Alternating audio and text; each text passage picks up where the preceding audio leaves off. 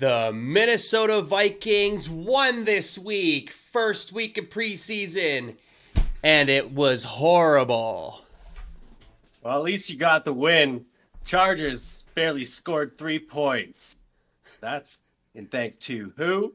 You know who. Fantasy football sleeper, Cameron Dicker, the kicker.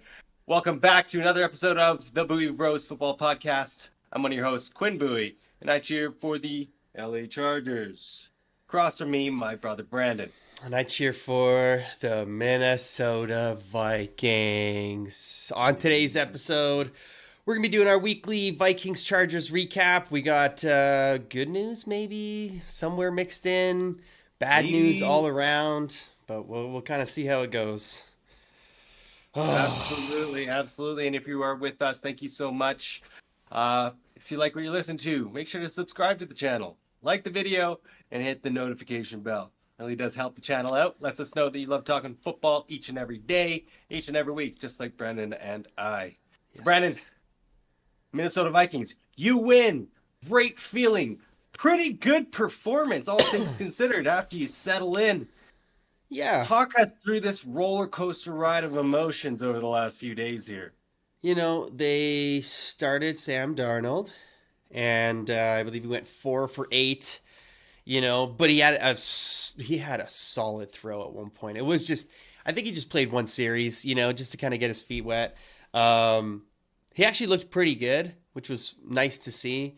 And then they gave the reins to JJ McCarthy for most of the game. Yeah. And he did pretty well. You know, he had an interception, which it was his fault. Like he could have placed the ball in a little bit of a better spot, but it happens in the league. First ever NFL game at preseason, but still NFL.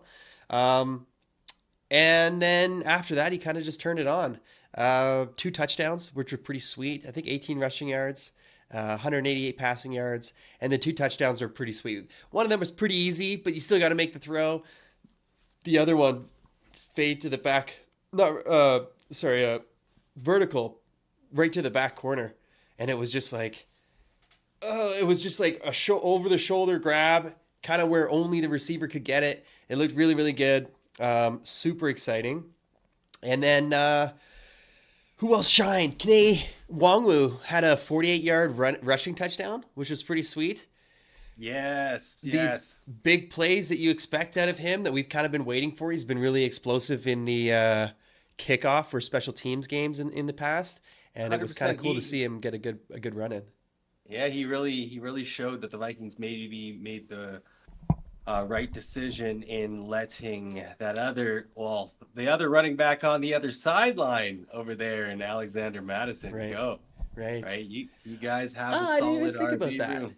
Yes. I didn't even think about Madison being over on the there. faders, because the Minnesota Vikings ended up whooping the Vegas Raiders there. It's so funny because I didn't even pay attention to the Raiders at all. I was so focused on the Vikings. Like, yeah, who does? I didn't even think about anybody that they were playing or anything like that. It was less of a game to watch, more so I was watching the Vikings play their defense or their offense. You know, it's kind of strange in that way, which is what the preseason kind of is for your team. The score doesn't really matter. The wins and losses don't really matter. Even this game, it got down to, you know, there was about 45 seconds left on the clock and we were down 2 points.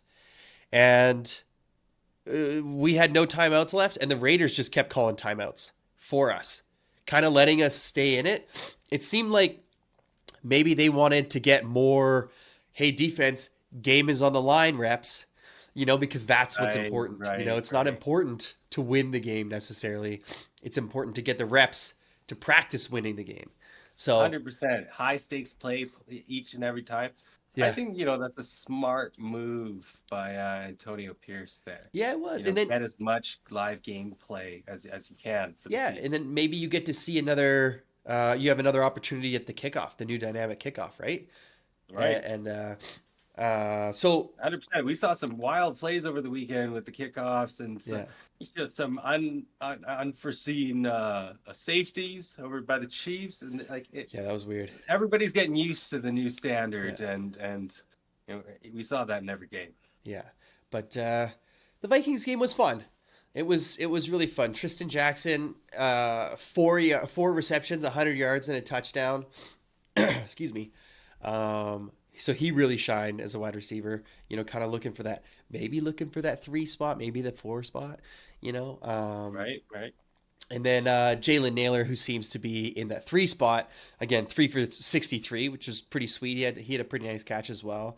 It was just all in all, it was a good game. And then sweet.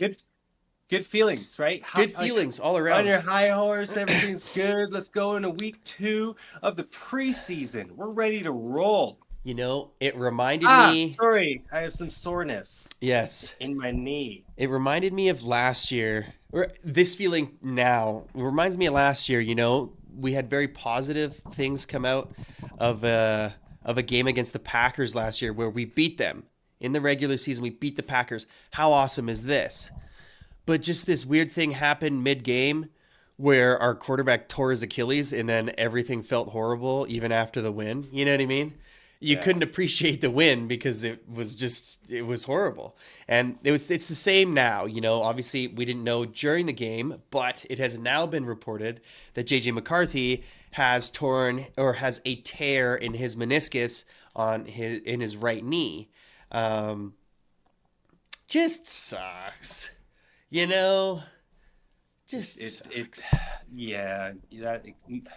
You never wish injury on anybody, No. and when it happens to your quarterback, we all know the importance of the quarterback position, and we've talked about this whole plan and structure that JJ McCarthy is going to follow, this routine to help develop him into the QB that we all know and hope he is going to be in the NFL. And after a rocky start in mini camp and then you get into training camp, he starts to light it up a little bit. There's a little bit more hope. Hey, we're going to give this guy some considerable time and reps in our first preseason game. Oh, he's doing pretty well. How does he shake off that early mistake? Well, he comes back and he ends up having a great game, great for his development. And then, goodness, it's sad to see. And with the meniscus, a couple years back, Derwin James in training camp, similar timeline, tore his meniscus, and they give, I forget what the timeline. I thought it was about 6 weeks that they give for recovery, but it was a lingering, nagging injury that. And potentially the fact that the Chargers weren't necessarily competitive. Right. Well, they didn't rush him back here. So who knows? We hope for a faster recovery, and Sam Darnold's leading the way. Hopefully that you guys are still in contention in the NFC, and he comes back sooner. I've seen two different timelines. There's 2 different procedures that they don't know exactly what they'll do, I guess, until they get in there. And in one of the procedures, they call it a cleanup procedure, but it's more like a trim. They trim off some of that. Anyways, that one is a faster recovery time, 3 to 6 weeks, supposedly. But I think it has longer lasting issues in the future, Maybe not in his playing career, but maybe later in his playing career, you cut off a little bit of the meniscus. That can't really be good. And then there's the meniscus repair, but that is a 3 to 6 month. So it's 3 to 6 weeks for the meniscectomy or whatever, the cleanup, and then 3 to 6 months for the meniscus repair. But that has better results long term, I guess. That's just what I've been reading. So on one hand, you want him to be back as quick as possible, but that might be a little bit detrimental to his long-term health. So at this point, it's just whatever the doctors recommend, whatever is needed. Hope they don't rush him back, like you said. And it sucks. Like Darnold was going to start likely anyways, but it's still nice to get all the practice reps. He's going to be there and be able to get into the feeling and of studying the NFL offenses and defenses. That's good.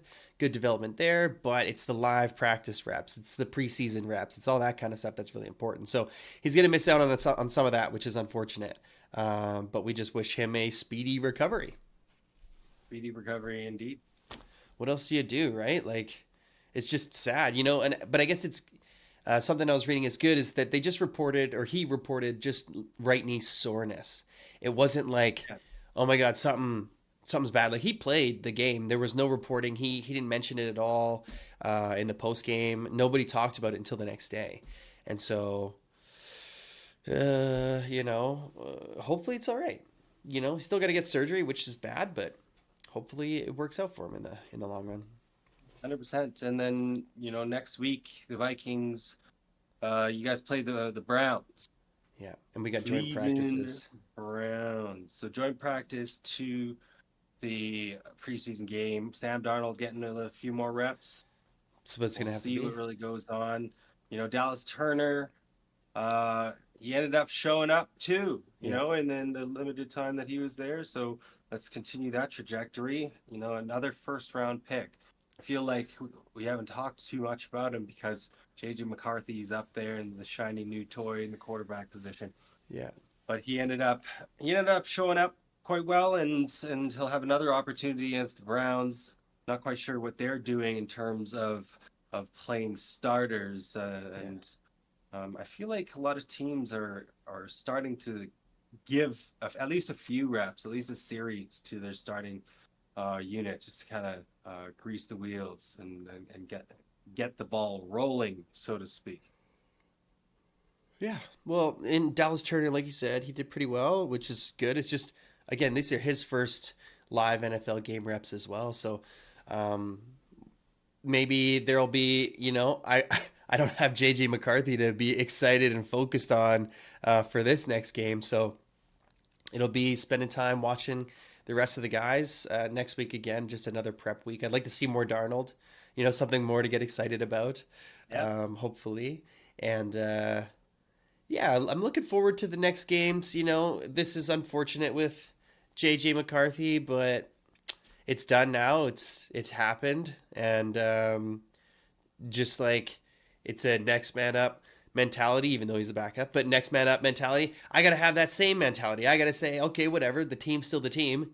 I'm still cheering for the team. I'm not cheering for that one guy, right? So the team's got to step up. You're still undefeated right now. Oh, we're There's still hope in this season. This is our first. I read this is our first win in the Kevin McConnell preseason era, and also since 2019 we haven't won a preseason game, which is pretty crazy.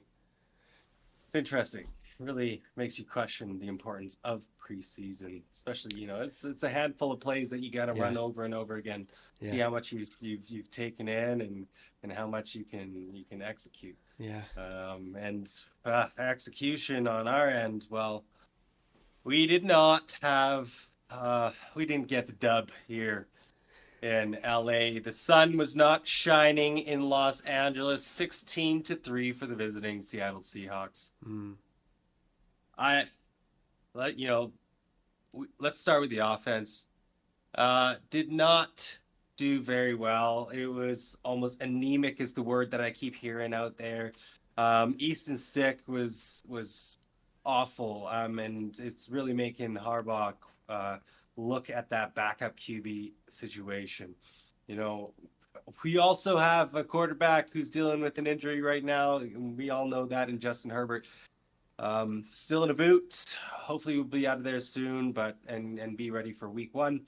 But we saw that what we have in the Chargers backup QB room needs some work. When the fourth guy, the guy who we signed off of free agency just this past week, Luis Perez, who has many accolades in many other leagues. Yes, he was in the UFL, right? Yes. Yeah. UFL champion there, and so an intriguing prospect. He's been playing these minor leagues for quite some time. So I believe he's closer to 30, but he became our leading passer in the first series. It was quite embarrassing to say the least, and he had a big long bomb. I believe it was like 36 yards to an undrafted rookie in Jalen Johnson. Yes, 36 yards. It was great. He started to wake up the offense, and it was exciting to see. But other than that, it was a really slow start for the Chargers. I believe it was 7 series before they got a first down. Not the start that we want to see in the Harbaugh era. Of course, we know not everybody meaningful is playing, but this does show a lack of depth. It's also preseason. The play calls are different. There's a lot of things going on. They could be playing against the 1s or the 2s, and you're the 3s, or the, you know what I mean? Like, yes, and there was some mixing in there, but yeah, I mean it's the same thing. They could be saying the same thing from the Seahawks' point of view, and it's no excuse. Everybody's got to execute. That's the whole reason that these preseasons games are there, to show like who deserves a spot. We've got 53 men ready to go, and we need to fill those names in pretty soon here. In a couple weeks, less than that. We will find out the final count on the roster there. But yes, looking at the stats, Easton Stick starting the game 5 for 13 for 31 yards and an interception. Max Duggan, who's second year out of TCU, he ended up torching Jim Harbaugh in the playoffs with Quentin Johnston. Those two showed up against Michigan and ended up upsetting them to go on to the national championship to get absolutely dismantled by the Georgia Bulldogs. But now Max Duggan being coached by Harbaugh, and he was 4 for 7 for 41 yards. Also nothing to really write home about. Luis Perez comes in, this 5 for 12 for 61. I think that percentage, it doesn't really tell the true story. When he first started getting out of there, he was rolling. And then you're at the end of the game, he had a couple 4th down situations where you really have to go for it. It's really that gunslinger mentality. He was just signed off for a free agency this past week, only a couple days with the team. So the fact that he was able to just kind of go, he was playing house money. I heard that saying, and I was like, that's exactly true in this scenario, and he did well enough to be considered for the next go round here against the Rams. So another game in LA. We had a joint practice there, and we'll get that in a second. But I believe that it should be just a 2-quarterback showing this next game. Give each of them a half. Give Easton Stick a half. Give Luis Perez a half as well. Max Duggan, unfortunately, we need to solidify who this backup quarterback is going to be for when Justin Herbert returns, because we don't have enough reps to go around right now, and there's way too many question marks. When we get to defense, though, there's some good things that happen on defense. We create a lot of pressure, which was nice. Tuli Tuipulotu had a solid game, even though he didn't play too much. Just there, a few snaps in the beginning. We were good in moments, but then there were some big plays, especially in the late in the 4th quarter. Now I understand, we're rotating through players that wouldn't necessarily be. The later in the game, the less likely those players are to make the team. Mm-hmm. So they're already in a disadvantageous point. But they, in one drive, they gave up 3rd and 17 and a 3rd and 15 to PJ Walker, who has had some nice moments when he first came out of the XFL, but then, he's really, now there's tape on him and he can't adjust to the speed of the NFL game. And that's unacceptable. Those 3rd and longs have haunted Chargers. Ugh, those just, I know the feeling. It feels so bad. It's like we're about to get off the field, just no penalties. That's pretty much all I have in my mind. No penalty, because there's no way you're completing a pass 3rd and 15 or 3rd and 17. There's no way. Yeah. There's always a way. There's always a way. And it's like these nail biter, last minute, 1-score games. You and I both know garbage.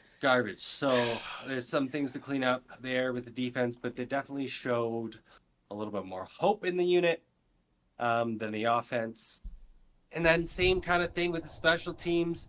Start of the game, new kickoff format, as we were just earlier talking about, and we had a great return. Almost close to, I want to say like close to the 50. We had Jalen Gill returning. He had 3 returns for 84 yards, average 28 per return. Looking pretty nice. Of course, we have Darius Davis, who's also a TCU wide receiver that we drafted last year. He was our special teams guy.